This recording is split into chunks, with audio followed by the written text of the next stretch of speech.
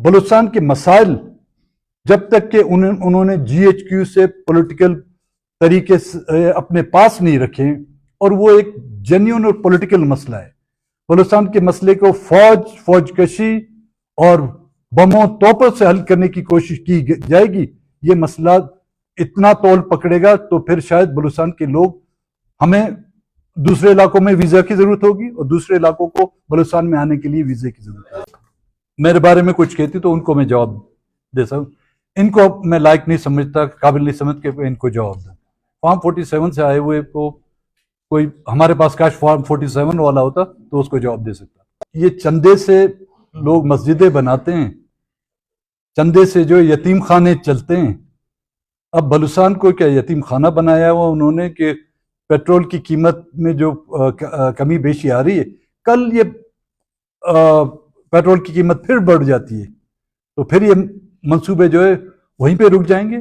پھر کون سے اشیاء کی قیمت، پھر آٹے اور چاول یا دال کی قیمتوں کی کمی کے جو بچت ہوگی اس سے بلوچستان کی تعمیر کرائیں گے۔ بلوچستان کے لوگ اب اتنے بیوقوف نہیں ہیں کہ شہباز شریف جیسا بندہ جو ہے ہمیں بیوقوف بنائے۔ اس روڈ کا افتتاح تو اس وقت کیا تھا جب پی ڈی ایم کی حکومت تھی، شہباز شریف صاحب یہاں پر آئے تھے، اس منصوبے کا افتتاح کیا تھا۔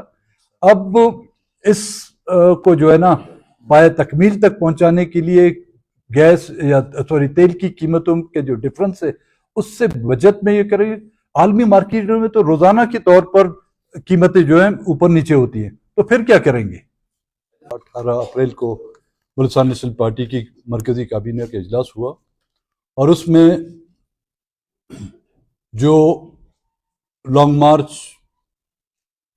وڈ سے کوئٹہ کی طرف ہم نے جاری کیا تھا، اس کی راہ میں جو رکاوٹیں عائد کی گئیں، 20 دن تک لکپاس کے مقام پر ہمیں روکا رکھا، اور جس مقصد کے لیے بلوچستان نیشنل پارٹی، ان کے کارکنان، مرکزی ساتھیوں نے اور معتبرین علاقے کے لوگوں نے جو تعاون اس لانگ مارچ یا دھرنے کے ساتھیوں کے ساتھ کیا تھا، وہ قابل تحسین ہے۔ کیونکہ اس دھرنے کے اختتام پہ ہم نے کچھ اعلانات بھی کیے تھے کہ صوبے کے مختلف علاقوں میں، ضلعوں میں احتجاجی ریلیاں نکالی جائیں گی۔ کل ان تمام باتوں کا، ان تمام واقعات کا باریک بینی سے جائزہ لینے کے بعد، نہ کہ صرف یہ ایک مسئلہ تھا بلکہ اور بھی کئی مسائل زیر بحث آئے، جس میں آپ کے بلوچستان کی مخدوش صورتحال، نام نہاد جو جمہوریت کے لبادے میں جو اقدامات یا فیصلے کیے جا رہے ہیں، بلوچستان اور خیبر پختونخوا سندھ کے مائنز اینڈ منرل ایکٹ 2025 کے جو ایکٹ پاس کیے گئے وہ بھی زیر غور آیا۔ 6 کینال کا جو مسئلہ ہے وہ بھی زیر غور آیا۔ ملک میں زرعی ٹیکس آباد زمینوں پر لگائے گئے، مگر بلوچستان میں ستم ظریف یہ ہے کہ ہمارے باغات اور بنجر زمینوں پر بھی وہ ٹیکس لاگو کیے گئے ہیں۔ اس کے علاوہ پارٹی کی مرکزی جو کابینہ ہے اس میں تنظیم سازی کے مسائل بھی زیر غور آئے۔ لانگ مارچ جو 28 مارچ کو ہم نے وڈ سے جس کا افتتاح کیا تھا، اور میں اس تفصیل میں نہیں جاؤں گا کہ کس طرح، کیونکہ کئی بار آپ پریس کلب کے دوستوں کے ساتھ لکپاس کے مقام پر اس کی تفصیل ہم نے بیان کی کہ کس طریقے سے ہمیں روکا گیا، کون کون سی جو رکاوٹیں ہمارے سامنے لائی گئیں، اس کے باوجود جس انداز میں لوگوں کی اس میں شرکت، اور 20 دن تک سردی گرمی، عید کا دن، کئی جمعے بھی ہم نے وہاں پہ گزارے، اس کے باوجود لوگوں کا اس انداز میں اس میں شرکت کرنا میرے خیال میں خود ہمارے اس موقف کی تائید اور ہماری کامیابی کی دلیل دیتا ہے۔ لیکن اس کے باوجود بھی موجودہ حکومت جس سے یہ مطالبات ہم کرتے آ رہے تھے کہ جو خواتین ہیں یا BYC کی جو اراکین ہیں، ان میں مارنگ بلوچ، بیبو بلوچ، گلزادی، سخت اللہ شاہ جی اور سمیع الدین محمود تو رہا ہوگی، جو بیبر بلوچ، ہمارے BNP کے جو کارکن ہیں ماسٹر عبدالحلیم، اور کئی سیاسی کارکنوں کو جو ہے 3 MPO کے تحت پابند سلاسل کیا گیا ہے۔ ماروائے قانون ان کی گرفتاری کی جو عمل میں لائی گئی ہے۔ معاملہ پھر گیا عدالتوں میں، ہماری لیگل ٹیم بھی عدالتوں میں پہنچی، اور آپ نے خود دیکھا ہوگا، آپ کی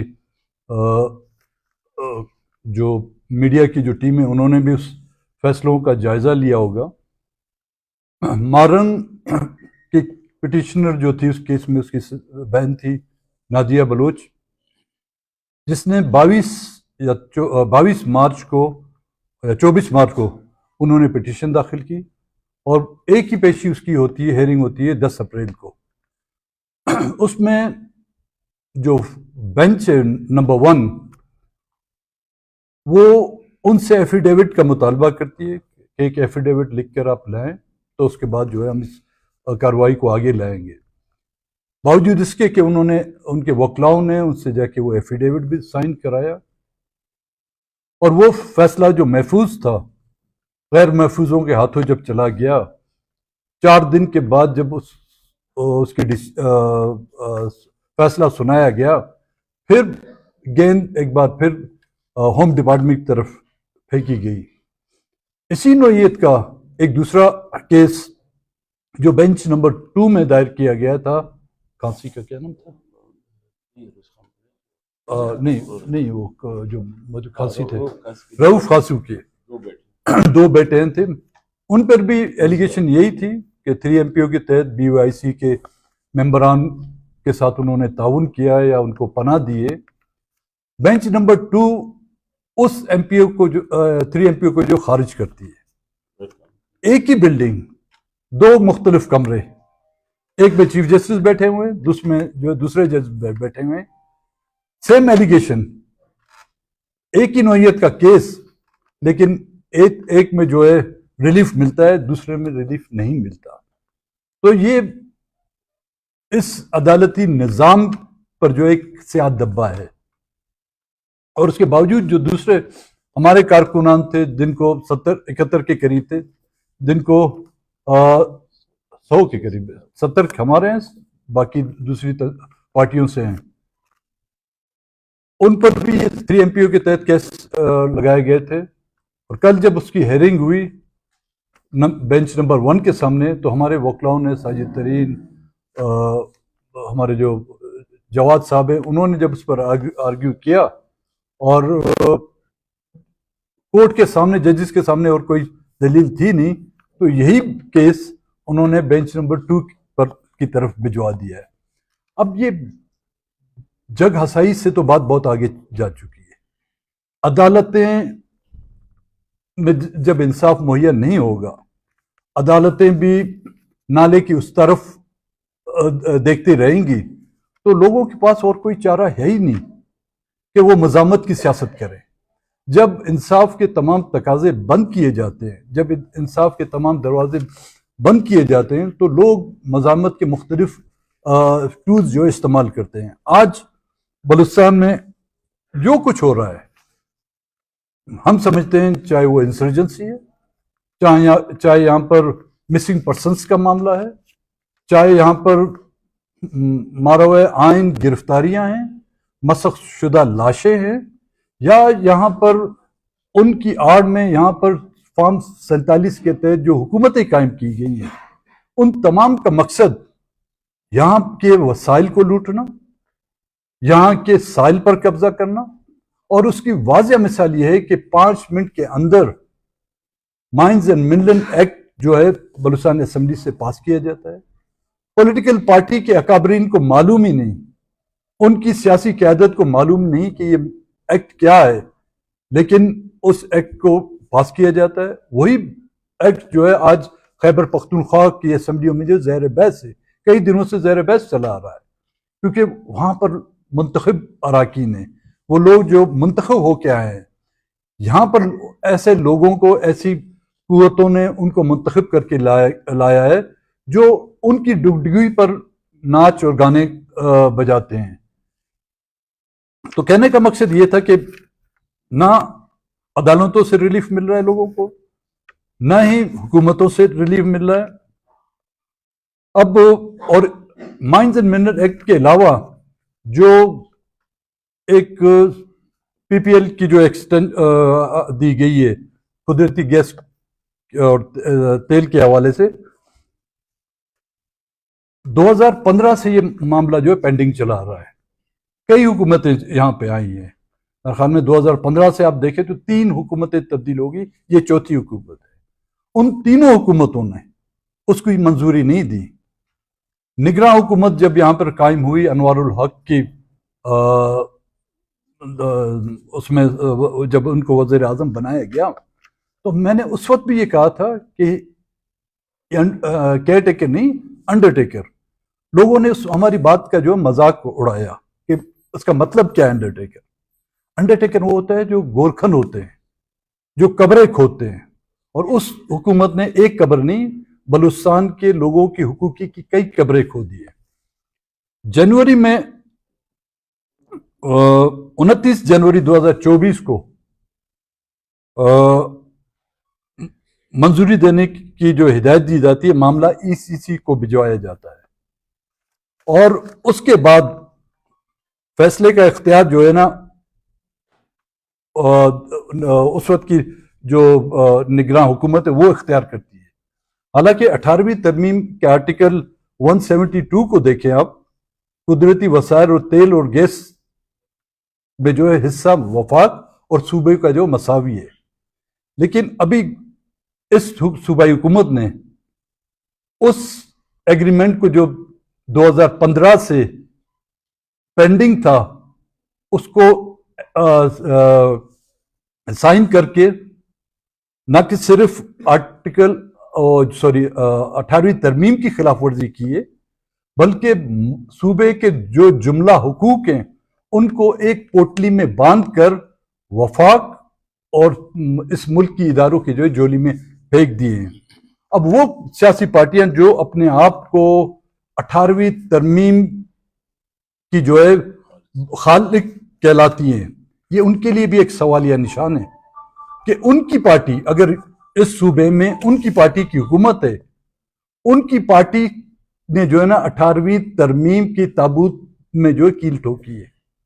وہ نہ کہ صرف مائنز اینڈ منرل ایکٹ کے تحت بلکہ پی پی ایل کی جو ایکسٹینشن ہے سوئی گیس کے حوالے سے، اس کو ایکسٹینشن دے کر 18ویں ترمیم کی کو جو ہے نا انہوں نے ایک آخری کیل ٹھوک دی اس میں. تو اس معاملات کو سامنے رکھتے ہوئے بلوچستان نیشنل پارٹی نے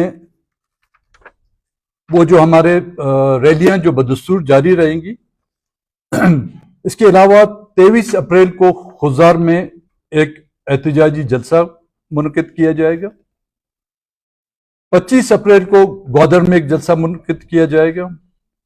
27 اپریل کو پنجگور میں جلسہ منعقد کیا جائے گا. 29 اپریل کو نوشکی اور کوئٹہ میں جو ہے 2 مئی کو احتجاجی جلسہ جو منعقد کیا جائے گا. ان تمام صورتحال کا جائزہ لیتے ہوئے پارٹی اس نتیجے پر پہنچی ہے کہ اب بغیر جمہوری مزاحمت کے بلوچستان نیشنل پارٹی کے پاس اور کوئی چارہ نہیں رہا. اور یہ مزاحمت ہم روز اول سے کرتے آ رہے ہیں، اور ہم سمجھتے ہیں بلوچستان نیشنل پارٹی یہ اس بات پر حق بجانب ہے کہ جب تک کہ اہل بلوچستان، اور میں تمام ان پولیٹیکل پارٹیوں سے بھی گزارش کرتا ہوں، نہ کہ صرف ہم مزاحمتی تحریکیں چلائیں گے بلکہ لیگل قانونی چارہ جوئی کا بھی ہم حق رکھتے ہیں کہ مائنز اینڈ منرل ایکٹ اور پی پی ایل کی جو ایکسٹینشن کی گئی ہے اس کے حوالے سے ہم آئینی پٹیشن داخل کریں گے. اور تمام وہ پولیٹیکل پارٹیاں ہم ان کو بھی اس پر آن بورڈ لینے کی کوشش کریں گے. اگر وہ اس پر ہمارے ساتھ شامل ہوئے تو کانسٹیٹیوشنل جو کوڈ بنائی گئی ہیں، کیونکہ صوبے میں تو ابھی تک کانسٹیٹیوشنل کوڈ کا تو وجود نہیں، مرکز میں تو کانسٹیٹیوشنل کوڈ ہے، لیکن وہاں جانے سے پہلے ہم اپنی جو لیگل کمیٹی ہیں ان سے صلاح مشورے کے بعد یہاں پر ہائی کورٹ میں ایک کانسٹیٹیوشنل پٹیشن ان دونوں مسئلوں پر داخل کریں گے. آپ کوئی سوالات پوچھنا چاہیں اس حوالے سے؟ سردار صاحب، بلوچستان کی جو صورتحال آپ نے بیان کی، آپ نے پارٹی کے مرکزی کابینہ کی جو مسائل ڈسکس ہوئے ہیں، اس سے قبل لکپاس دھرنے میں اے پی سی آپ کی صدارت منعقد ہوئی. کیا آپ کو لگتا ہے کہ ان مسائل کے بعد پھر بلوچستان کی سیاسی جماعتیں ایک سٹیج پہ ہوں گی؟ کیونکہ اے پی سی میں دو جماعتیں نظر نہیں آئیں، ان کی نمائندگی نہیں تھی. اس کی کیا وجوہات ہو سکتی ہے کہ سیاسی جماعتیں ان گمبھیر مسائل میں ایک سٹیج پہ نظر نہیں آ رہی؟ دیکھیں، اے پی سی جو لکپاس کے مقام پر بلائی گئی تھی اس میں تمام وہ پولیٹیکل پارٹیاں جو اس وقت اپوزیشن میں بھی ہیں، کسی طرح حکومت کا حصہ بھی ہیں، وہ اس میں شامل تھیں. اور اب جو قانونی چارہ جوئی کے لیے ہم لوگ جا رہے ہیں اس کے حوالے سے ان کو دعوت دی بھی جائے گی، ان سے رابطے بھی کیے جائیں گے، اور جو آنا چاہے ہم ان کو موسٹ ویلکم کریں گے.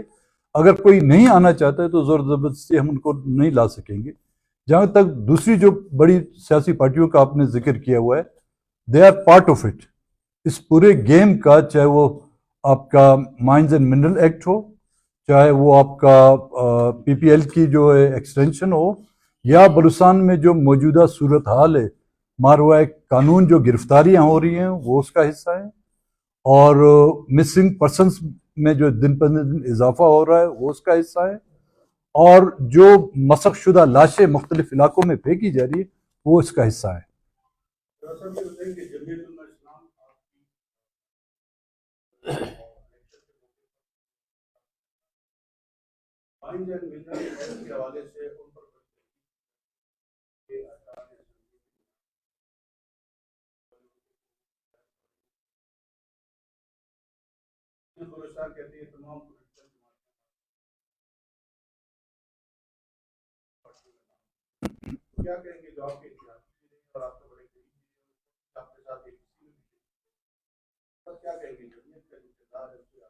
دیکھیں نا، اس میں صرف ایک پولیٹیکل پارٹی نہیں ہے جو ہم نے فرام ہارسز ماؤتھ سے سنی ہوئی.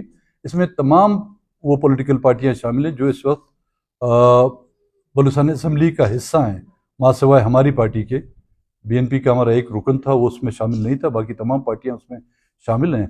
اب یہ ان پارٹی کی مرکزی قیادت پر ڈیپینڈ کرتا ہے کہ یہ ان سے غلطی ہے، ان کی کوتاہی ہے، یا کسی اور وجہ سے وہ اس کا حصہ بنی ہے. تو میرے خیال میں اس کا جواب وہ پولیٹیکل پارٹیاں بہتر انداز میں دے سکتی ہیں. لیکن جو کچھ بھی ہوا ہے کوئی بھی اس کو ایک اچھی نظر سے نہیں دیکھے گا. اس سے نقصان کسی ایک علاقے کا نہیں ہے، کسی ایک پولیٹیکل پارٹی کا نہیں ہے، یہ پورے بلوچستان کا ہے. اور ہم سب جو بھی پولیٹیکل پارٹیاں ہیں کسی نہ کسی طرح ہم بلوچستان کے نفع اور نقصان میں جو ہے برابر کے شریک ہیں. سردار صاحب، یہ بتائیے گا کہ دھرنے کے دوران جو ہے صوبائی حکومت کا ماننا تھا کہ گرفتار کرنے کے لیے آئے آپ نے،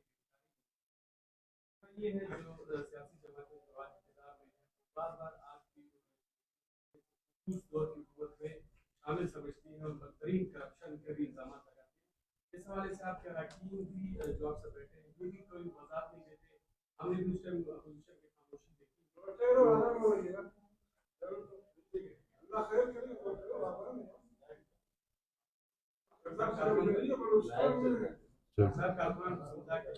اور پھر میں ہمارا جی اس جو بی پی کو جو ہے اس دور سے جوڑا جاتا ہے، اس کی ہم صفائی بھی نہیں دیتے، اور اس میں مراکین جو سے بیٹھے ہیں کہ خاموشی کیوں نہیں دیکھی جو اس کے حوالے سے ہم کو بار بار جوڑا جاتا ہے کہ اس دور میں اگر آپ کو بڑا اقتدار دیا جائے تو. دیکھیں، جو پہلا سوال ہے آپ کا ہماری گرفتاری کا، تو اس سے بہتر گرفتاری کا موقع کیا ہم اس کو دیں گے کہ ان کے سامنے بیٹھے ہوئے. ان کو شوق پورا کرنا ہے، کر لیں پورا. میں کوئٹے میں موجود ہوں. پہلے تو لکپاس میں تھا, شاید ان کی 4x4 گاڑی جو ہے وہاں پہ چڑھنے میں ان کو تکلیف یا دشواری ہو رہی تھی. اب تو ایک سائیکل پہ بھی آ کے یہاں سے پریس کلب سے نہ سی ایم ہاؤس اتنا دور ہے, نہ گورنرز ہاؤس, نہ سیکریٹریٹ اتنی دور ہے, وہ اپنا شوق پورا کر سکتے ہیں. جہاں تک قدوس کے دور میں کرپشن کے الزامات لگائے جا رہے ہیں, ہم قدوس دور حکومت میں ہم نے جام صاحب کے خلاف جو نو کانفیڈنس موشن جو موو کیا تھا اس میں ہم برابر شریک تھے, اس میں کوئی شک نہیں. لیکن قدوس جب چیف منسٹر بنا تو اس کو منتخب کرنے میں ہمارا ایک ووٹ بھی استعمال نہیں ہوا ہے. پی ایس ڈی پی جو ہر ایک صوبائی ممبر کا حق بنتا ہے, لیکن یہ بدقسمتی ہے کہ یہاں پر اپوزیشن کا وہ حق ہمیشہ مارا جاتا ہے. اور وہ پی ایس ڈی پی میں جو اسکیمات دیے گئی ہیں وہ صرف بی این پی کو نہیں دیے گئے, تمام سیاسی پارٹیاں جو اس وقت حکومت کا حصہ تھی ان کو بھی مل رہی تھی, ان کو قدر زیادہ مل رہا تھا پی ایس ڈی پی, اور جو اپوزیشن میں تھے ان کو بھی وہ حصہ مل رہا تھا. اگر کسی ان ڈیولپمنٹ کی اسکیموں میں کسی ایک رکن پر بھی کوئی ایک ٹیڑی پیسہ بھی ثابت ہے, عدالتیں ان کی ہیں. 3 ایم پی او کے تحت وہ گرفتار کر سکتے ہیں, نیب کے تحت بھی وہ ہمیں گرفتار کر سکتے ہیں. اگر ہوتا تو وہ ہمارے چاچے یا مامے نہیں لگتے جو ہمیں بخش دیا جاتا.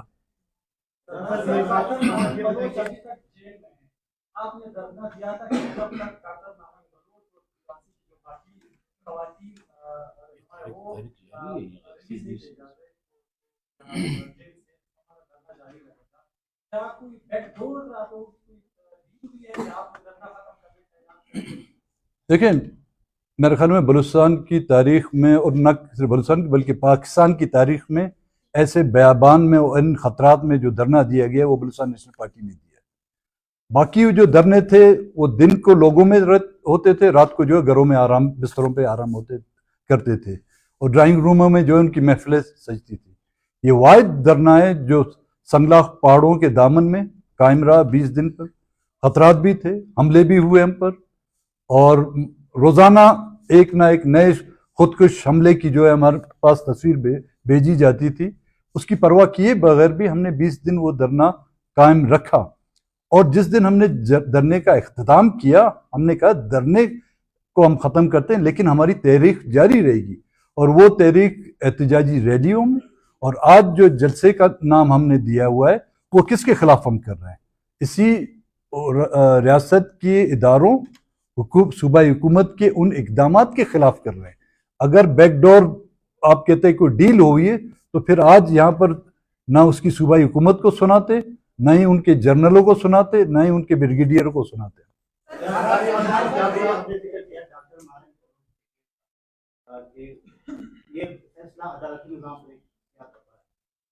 آپ اس سے بڑے بڑے ایشو جو بلوچستان کے ہیں, وہاں پہ معلومی ہوتا ہے, ان ایشوز کو لے کے آپ عدالت جا رہے ہیں, کس امید کے ساتھ جا رہے ہیں؟ جب کس فیصلے کو دیکھیں 3 ایم پی او کے تحت تو اس میں کوئی شک نہیں کہ جو فیصلہ ہوا ہے عدالت کا وہ صحت دبا ہے, لیکن ہم اپنے کانسٹیٹیوشنل رائٹ سے تو دستبردار نہیں ہوتے. اگر عدالت دبے کے بجائے اپنا منہ کالا کرنا چاہتی ہے, وہ پھر ہم فیصلہ جو اس کے ہاتھ میں دیں گے. سردار صاحب, آپ نے قومی اسمبلی کے جو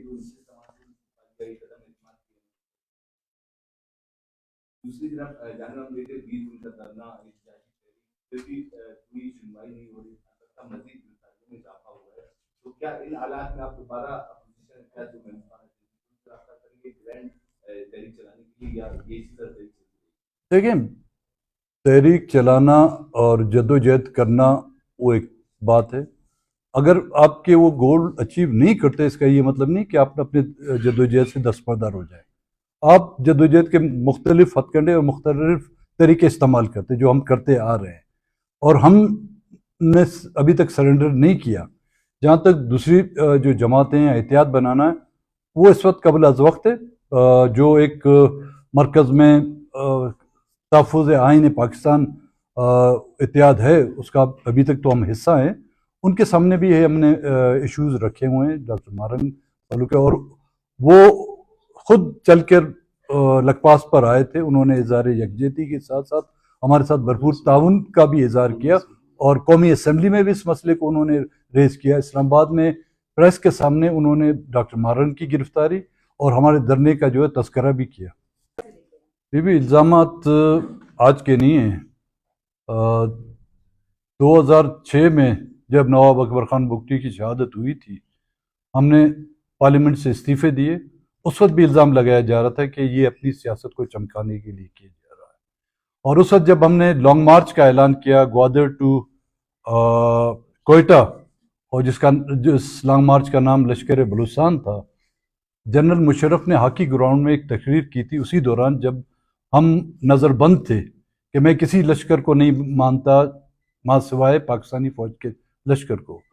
تو اس وقت بھی ہم پر الزام لگایا گیا کہ یہ اپنی کوئی بھی ساکھ کو بچانے کے لیے کوئی. جب میری گرفتاری ہوئی، میرے ساتھ 700 ہمارے کارکن گرفتار ہوئے، تب بھی یہ الزام لگا کہ جی یہ اپنی سیاست کو چمکانے کے لیے حکومت نے اس کو گرفتار کیا ہے. اور جب میں جلاوطنی سے واپس آیا تب بھی یہ الزام لگائے گئے. تو جب الزام انسان پر لگاتے ہیں، جب تنقید ہوتی ہے، تو اس کا مطلب اس ملک میں بالخصوص جب اس طرح کے تنقید ہوتی ہے تو مطلب یہ کہ آپ کچھ اچھا ہی کر رہے ہیں. اور دوسری بات جو آپ نے کہا کہ جی پولیس پر حملے ہوئے ہیں، اب ہم اپنی مرضی سے تو وہاں پہ نہیں رکے تھے. کنٹینر ہم نے تو نہیں وہاں پہ کھڑے کیے تھے، روڈ ہم نے بلاک نہیں کیے تھے.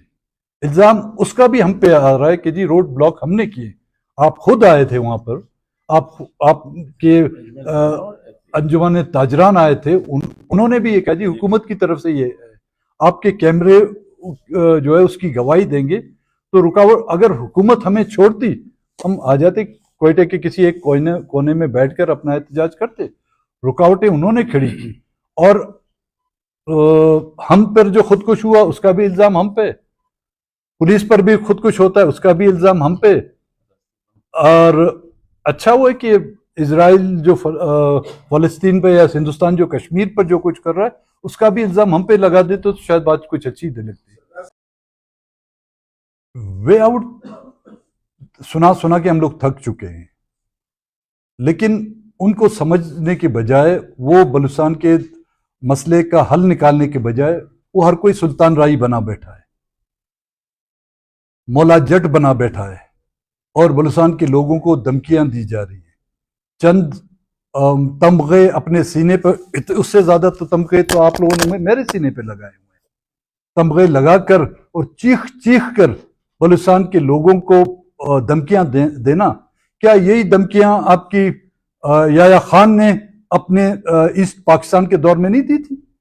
کیا یہی دھمکیاں جنرل مشرف نے کہ ہم ان کو اس طرح ہٹ کریں گے، ان کو پتہ نہیں چلے گا کہ 500 لوگ ہیں، ان کو جو ہے ختم کر کے رکھ دیں گے؟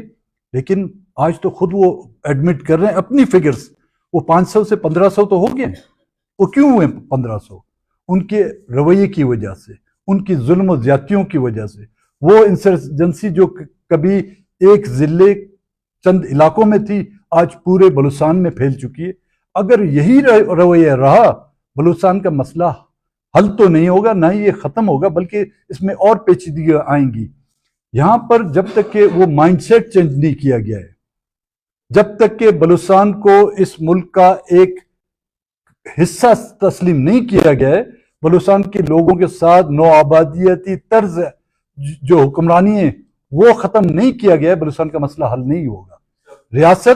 ریاست کے ادارے، یہاں پر آنے والی حکومتیں، چاہے جو بھی حکومت آئی ہے، وہ ریاستی اداروں کی ڈکٹیشن پر چلتی ہیں. یہاں پر ایک زمانہ تھا کہ سیکٹر کمانڈر کو ہیڈ ماسٹر کہا جاتا تھا، آپ لوگوں کو یاد ہے؟ سیکٹر کمانڈر کو ہیڈ ماسٹر، آج وزیر اعلیٰ اس کو باس کہتا ہے. کتنی ترقی ہوگی ملک میں، صوبے میں، کہ وہ ہیڈ ماسٹر اب جو ہے ان کا باس بن گیا ہے. 18 گریڈ کا ایک آفیسر جب وزیر اعلیٰ اس کو اپنا باس کہے تو اس ملک کی بدقسمتی نہیں؟ تو اس کا مطلب سیکریٹریٹ میں بیٹھے ہوئے اسسٹنٹ کمشنر سے لے کے ڈپٹی کمشنر وہ تو اس کے باس ہوئے، کمشنر تو اس کا مائی باپ ہوا، چیف سیکریٹری تو پتہ نہیں کیا ہوتا ہے. تو کہنے کا مقصد یہ کہ